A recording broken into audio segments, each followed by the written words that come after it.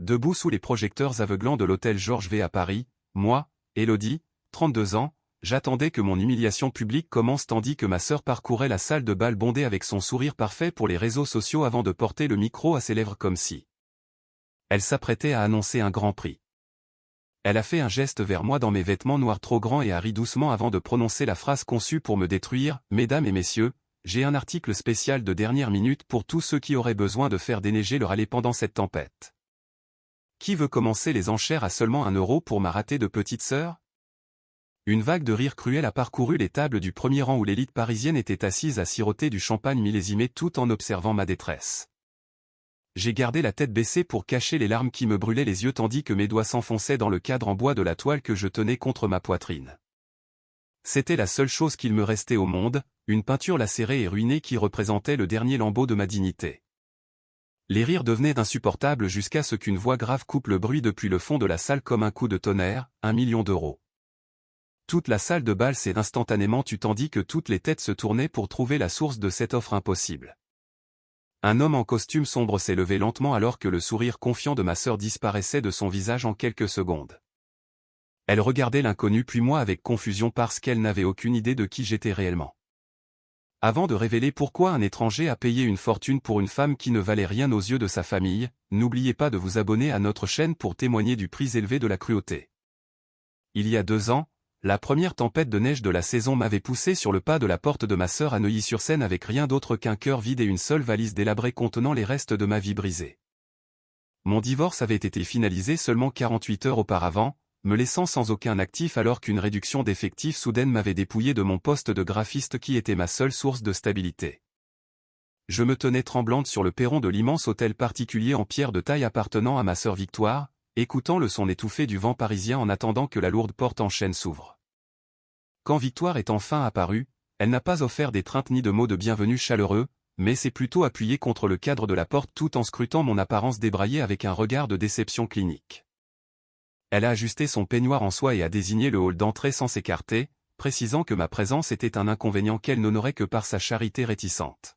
« Tu peux rester, Élodie, mais ce n'est pas un hôtel où tu peux rester assise à te morfondre sur ton mariage raté pendant que je paie pour ton rétablissement », a déclaré Victoire en me menant à travers le couloir impeccable vers une porte étroite près de la cuisine. Elle a expliqué les termes de ce qu'elle appelait notre contrat familial, qui stipulait que je recevrais un abri dans la pièce de stockage inachevée du sous-sol en échange de l'exécution de chaque corvée ménagère sans aucune compensation financière. Le sous-sol était un espace caverneux et glacial rempli de piles de carton et de vieux meubles où l'odeur du béton humide s'accrochait à l'air stagnant. Il n'y avait pas de vrai lit, seulement un mince matelas jeté sur le sol dans un coin où l'isolation était encore apparente, et la lumière était fournie par une seule ampoule vacillante. J'ai accepté ces conditions en silence, car l'alternative était un foyer pour sans-abri au milieu d'un hiver glacial. Pourtant, je pouvais voir la satisfaction dans ses yeux alors qu'elle réalisait qu'elle venait de gagner une servante à plein temps qui n'avait pas les moyens de démissionner. Lors de notre premier dîner ensemble, mon beau-frère Bastien a coupé dans une épaisse entrecôte et m'a regardé avec un sourire narquois qui m'a soulevé le cœur de ressentiment immédiat. Il a essuyé une goutte de vin rouge sur sa lèvre et s'est adossé à sa chaise tandis que sa montre de luxe accrochait la lumière du plafonnier, soulignant l'énorme fossé de richesse qui définissait désormais notre relation. Cette maison ne nourrit pas les parasites, alors tu devrais au moins apprendre à récurer les toilettes correctement si tu espères garder un toit sur ta tête, a remarqué Bastien avant de rire de sa propre plaisanterie grossière. Victoire ne m'a pas défendu, mais a plutôt hoché la tête en signe d'accord tout en discutant de ses prochains événements mondains, me traitant comme si j'étais un meuble qui avait soudainement appris à écouter.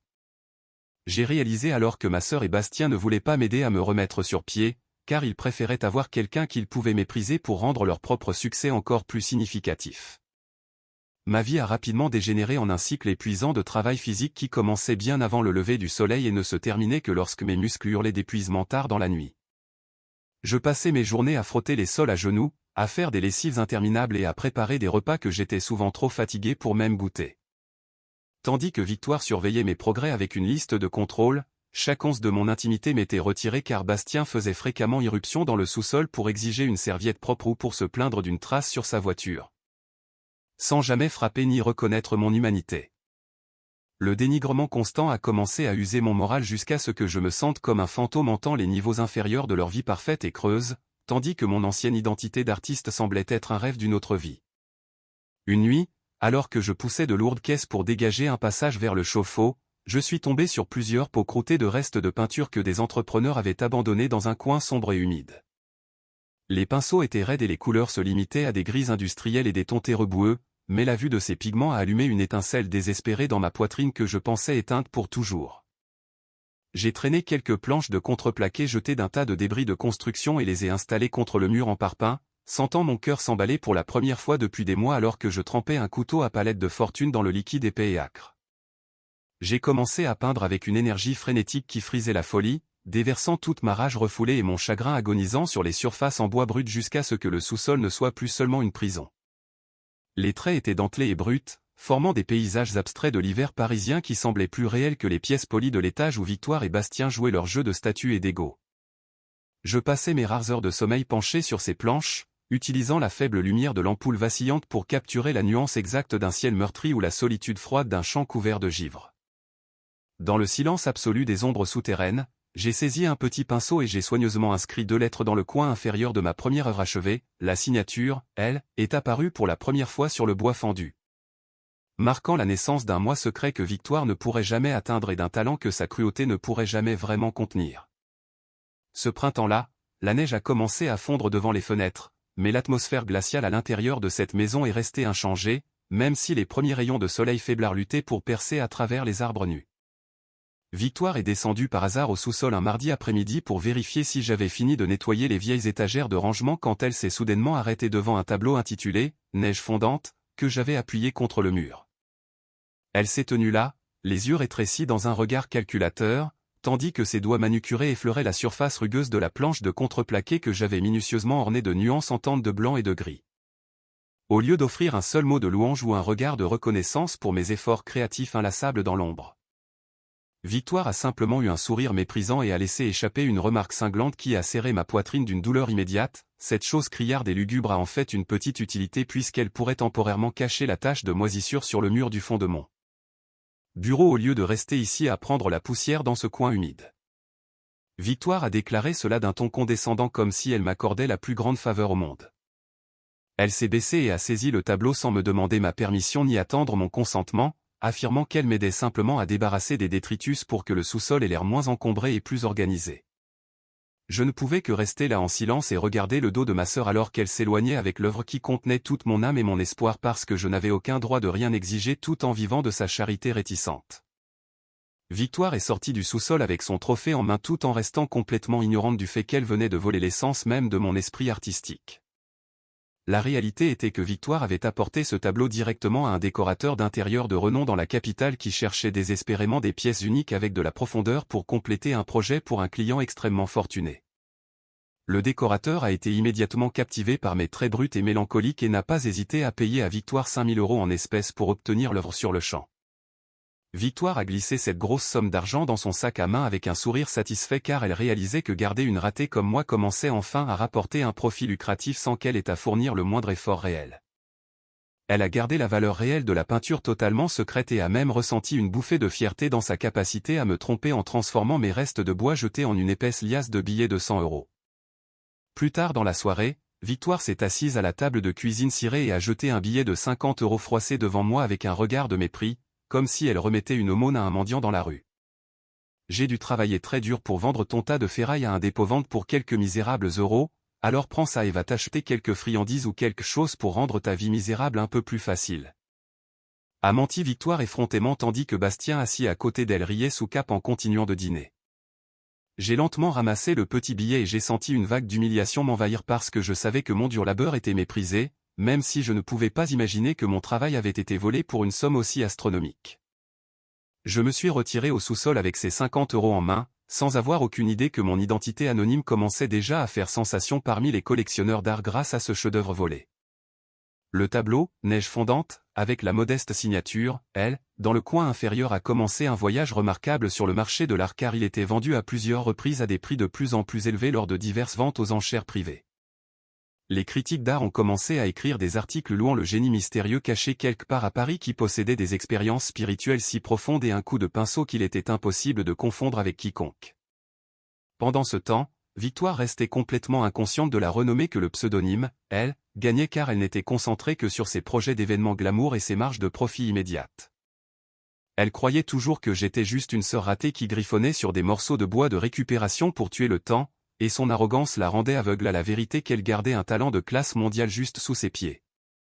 Une année a passé alors que Victoire restait consumée par la vanité superficielle de son empire d'organisation d'événements tandis que mon propre monde caché commençait à se transformer d'une manière qu'elle ne pourrait jamais imaginer.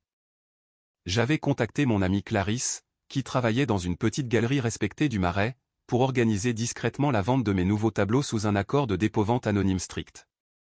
Clarisse était la seule personne qui connaissait la vérité derrière le pseudonyme et elle gérait chaque transaction avec un niveau de discrétion professionnelle qui protégeait mon identité des yeux inquisiteurs de ma sœur.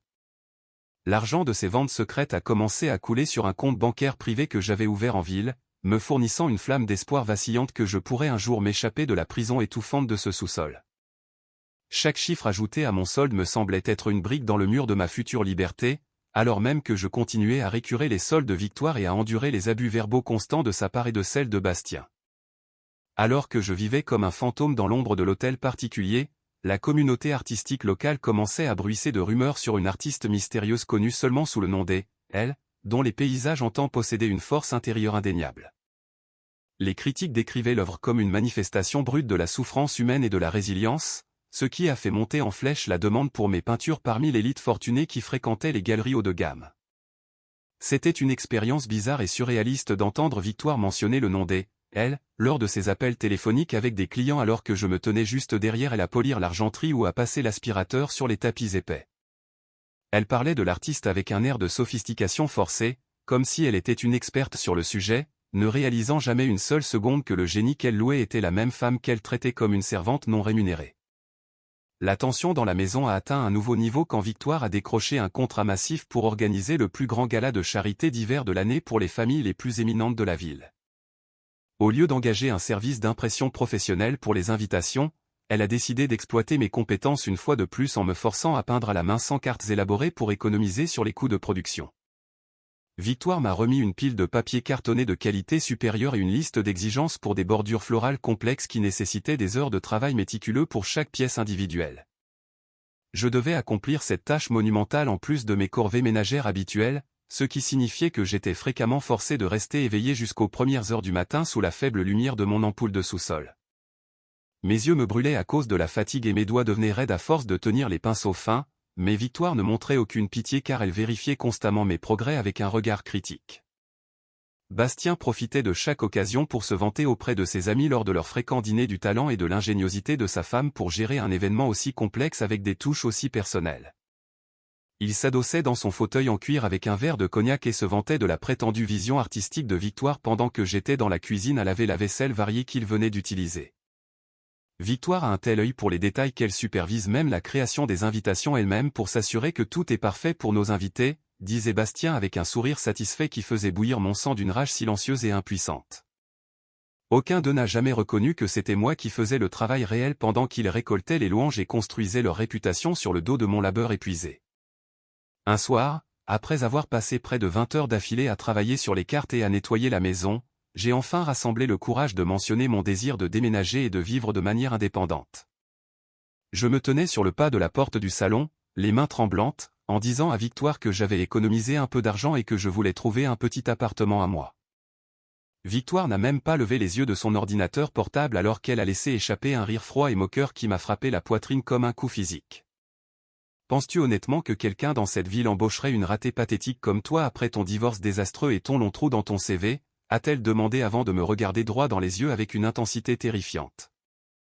Elle a menacé que si j'essayais un jour de partir, elle utiliserait son influence pour répandre des rumeurs selon lesquelles j'étais mentalement instable et voleuse pour s'assurer que je meure de faim dans les rues de Paris.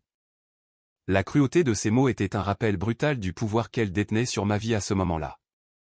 Alors même que mon identité secrète en tant que, elle, continuait de prendre de l'ampleur dans le monde extérieur, je me suis retiré dans ma chambre glaciale du sous-sol et j'ai réalisé que la renommée de mon alter ego augmentait en proportion directe du niveau d'exploitation impitoyable que je subissais sous le toit de Victoire. J'ai regardé les invitations inachevées étalées sur mon bureau de fortune et j'ai ressenti un étrange sentiment d'ironie en sachant que ces gens paieraient bientôt des milliers d'euros pour mon travail alors que j'étais menacé de devenir sans abri par ma propre sœur.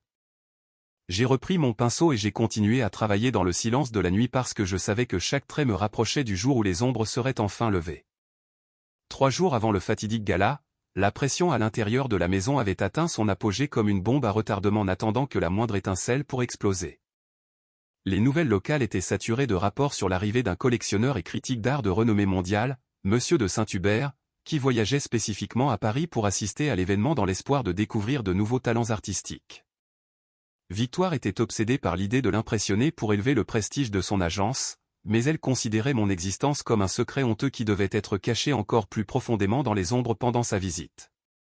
Elle m'a coincé dans la cuisine et m'a remis une lourde caisse de plateaux en argent terni et de couverts de famille, exigeant que chaque pièce soit polie jusqu'à obtenir un brillant miroir avant que la liste des invités ne soit finalisée.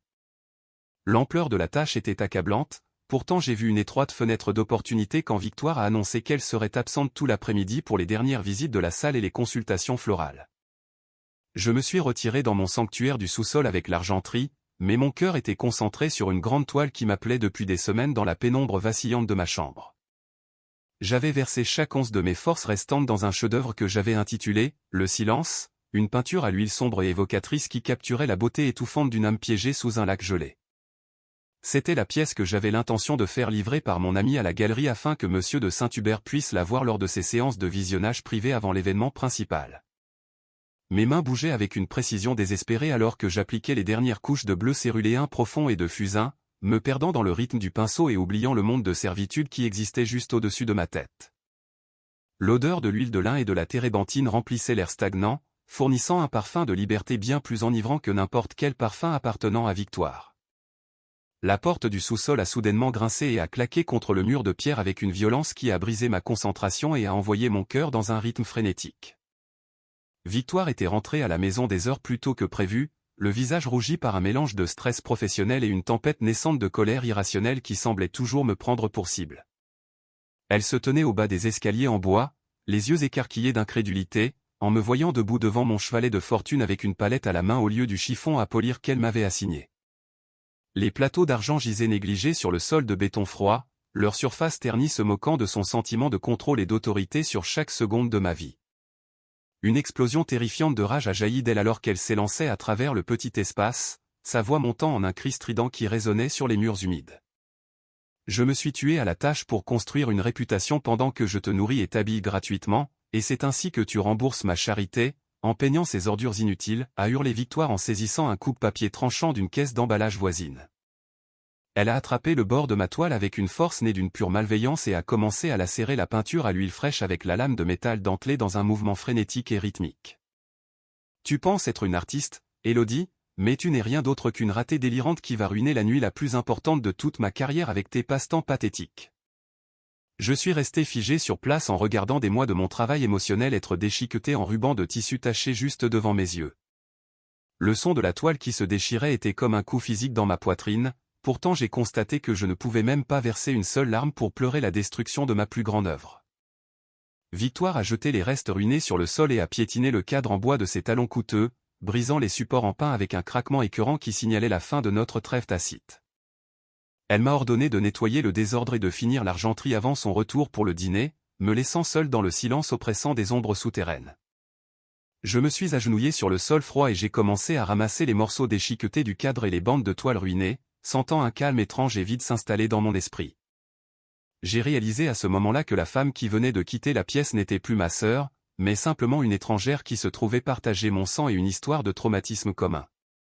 J'ai délicatement soulevé le plus grand morceau restant de la peinture qui préservait encore l'image du lac gelé, puis j'ai glissé les fragments déchirés dans ma veste comme si je sauvais les derniers morceaux de notre relation brisée. Je ne me sentais pas vaincu parce que l'acte de destruction avait enfin clarifié les limites de ma réalité et solidifié ma résolution de ne plus jamais la laisser toucher mon âme. Je suis retourné au plateau d'argent et j'ai commencé à les polir avec une efficacité mécanique, sachant que le chef-d'œuvre qu'elle pensait avoir détruit était désormais gravé en permanence dans mon esprit.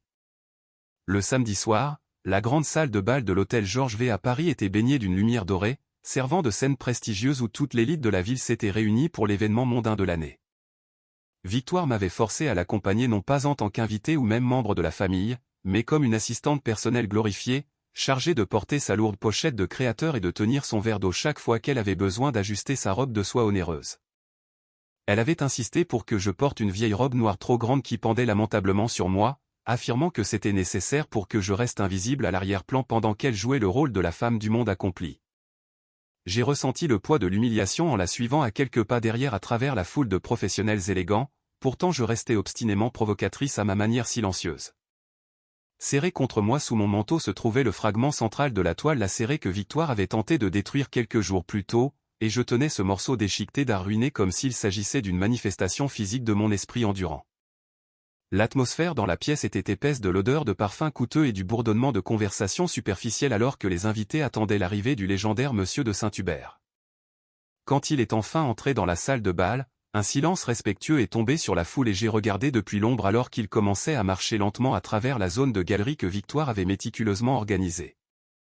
Monsieur de Saint-Hubert affichait un regard de profonde déception tandis que ses yeux aiguisés survolaient les peintures décoratives colorées mais creuses qui tapissaient les murs sans s'attarder sur aucune d'entre elles. Victoire s'est approchée de lui avec son sourire le plus exercé et a commencé à gazouiller sur la vision artistique derrière la soirée, mais le collectionneur s'est contenté d'un hochement de tête poli avant de tourner son regard vers la sortie.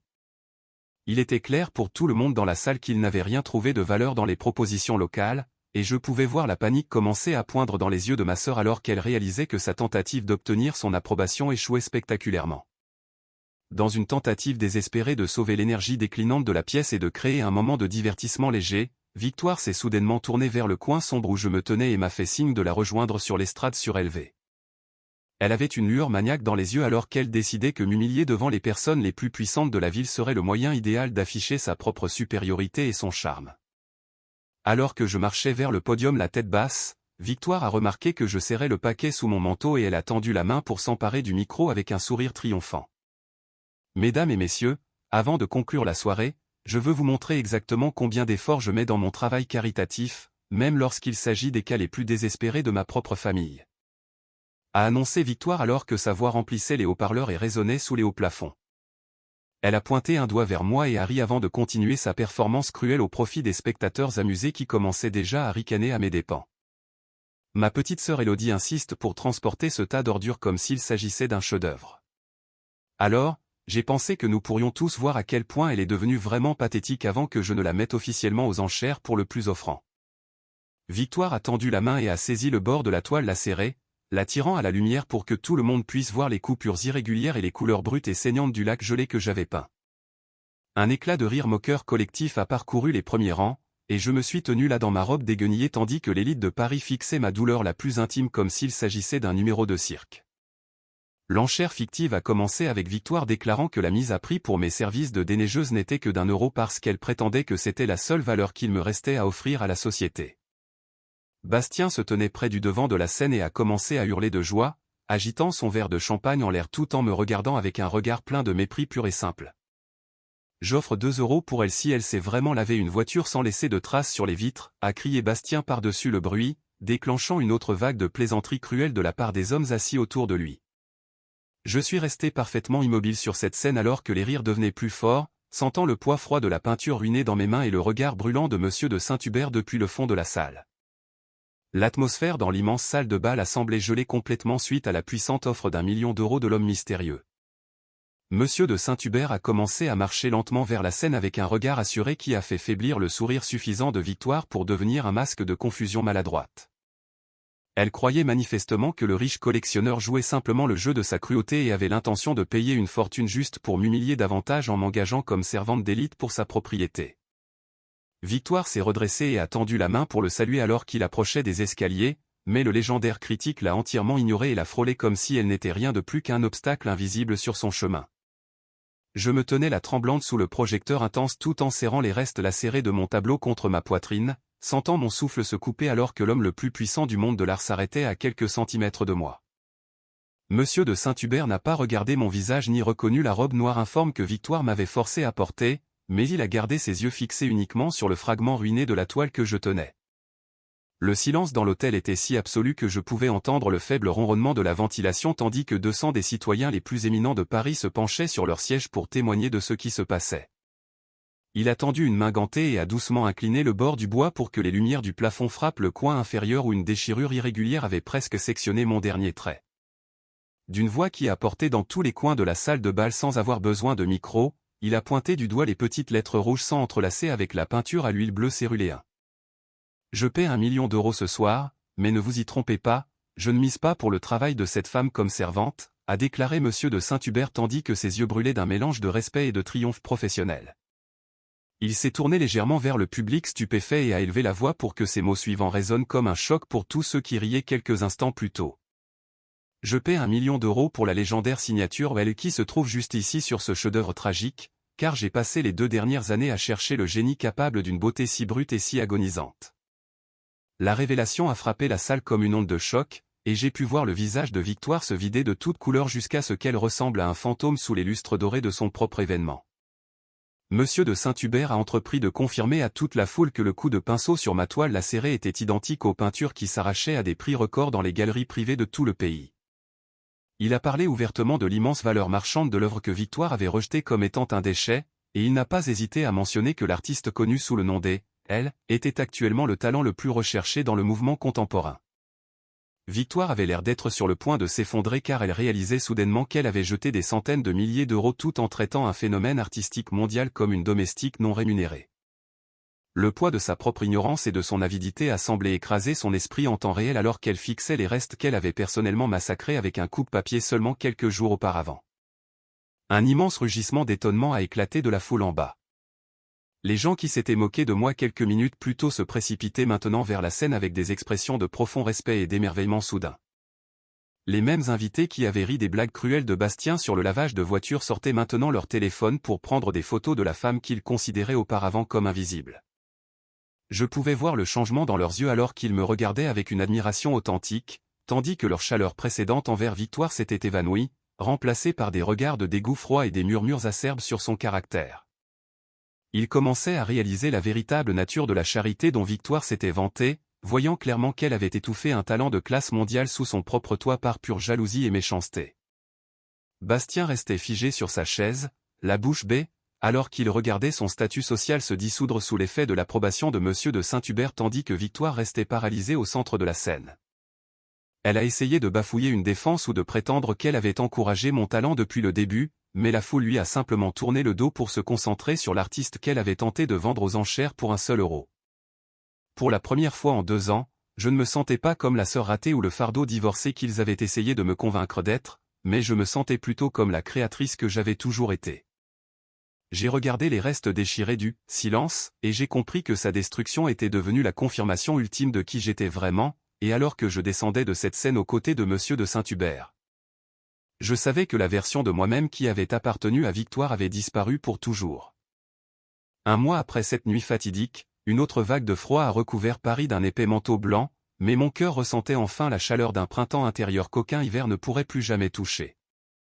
Les retombées du gala ont été rapides et dévastatrices pour ceux qui avaient passé des années à construire leur vie sur les fondations creuses de la vanité et de la cruauté. L'entreprise d'organisation d'événements de Victoire, Prestige événementiel, a déposé le bilan après que chaque donateur majeur et sponsor d'entreprise a retiré son financement dans une vague massive de rejets publics. L'élite parisienne n'était pas seulement offensée par son comportement, mais terrifiée à l'idée d'être associée à une femme dont le caractère avait été si radicalement exposé comme toxique et manipulateur. Bastien n'a pas fait mieux car son cabinet immobilier a mis fin à son contrat immédiatement après le scandale pour protéger sa propre réputation de la tâche de son arrogance documentée. Pendant qu'ils se débattaient pour sauver leur navire qui sombrait, mon amie Clarisse a agi en mon nom pour déposer une plainte officielle contre Victoire pour le vol et la vente non autorisée de ma toute première peinture. Nous avions réuni toutes les preuves, des dossiers de transaction de la galerie originale au témoignage du décorateur d'intérieur, garantissant que Victoire serait enfin tenue légalement responsable de son avidité. Je n'avais plus besoin d'argent, mais j'avais besoin que le monde sache que mon art n'avait jamais été à elle pour être vendu ou jeté comme un déchet.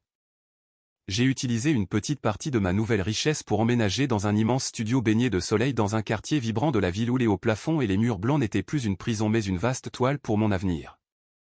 Je passais mes journées dans un tourbillon d'énergie productive à préparer ma première exposition internationale, entouré de gens qui respectaient ma vision et appréciaient ma voix. Le silence de ma nouvelle vie n'a été interrompu qu'une seule fois lorsque mon téléphone a sonné avec un numéro inconnu qui s'est avéré être Victoire appelant d'une cabine publique près d'une gare. Sa voix était un mélange de sanglots désespérés et d'excuses frénétiques alors qu'elle me suppliait pour une aide financière, récitant des promesses vides sur la sacralité de nos liens du sang. Elle a essayé de me convaincre que sa cruauté avait été une tentative mal avisée de me pousser vers le succès, mais j'étais enfin devenu sourde à sa manipulation et à ses mensonges. Je lui ai répondu d'une voix froide, assurée et totalement dépourvue de la peur qu'elle avait passé 2 ans à m'instiller. Tu as déchiré notre sororité de la même manière que tu as déchiré cette peinture au sous-sol, Victoire. Et aucune excuse ne peut réparer une âme une fois qu'elle a déjà été détruite. J'ai dit cela fermement avant qu'elle ne puisse m'interrompre avec une énième excuse.